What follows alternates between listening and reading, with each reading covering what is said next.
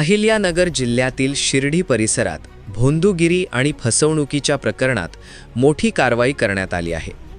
नाशिकहून भोंदू अशोक खरात याला शिर्डी पोलिसांनी ताब्यात घेतलं असून त्याच्यासह पत्नीवर शेतकऱ्याची फसवणूक आणि बेकायदेशीर सावकारीचा गुन्हा दाखल करण्यात आला आहे.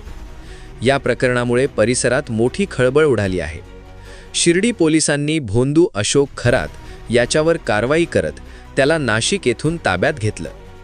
एका शेतकऱ्याला विविध आमिष दाखवत आर्थिक फसवणूक केल्याचा आरोप खरात आणि त्याच्या पत्नीवर आहे. तसेच बेकायदेशीर सावकारीचेही गंभीर आरोप या दोघांवर ठेवण्यात आले आहेत. या प्रकरणाचा सखोल तपास करण्यासाठी पोलिसांनी खरातला शिर्डीत आणलं असून चौकशी दरम्यान अनेक धक्कादायक बाबी समोर येण्याची शक्यता व्यक्त केली जात आहे. ताब्यात घेतल्यानंतर पोलिसांनी आरोपीची वैद्यकीय तपासणी राहता ग्रामीण रुग्णालयात केली. सध्या अशोक खरात हा शिर्डी पोलीस ठाण्याच्या कोठडीत असून रात्रभर त्याची चौकशी सुरू राहणार आहे.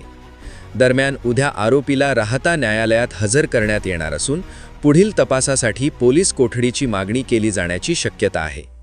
प्रतिनिधी प्रदीप पाटील, एस न्यूज मराठी, शिर्डी.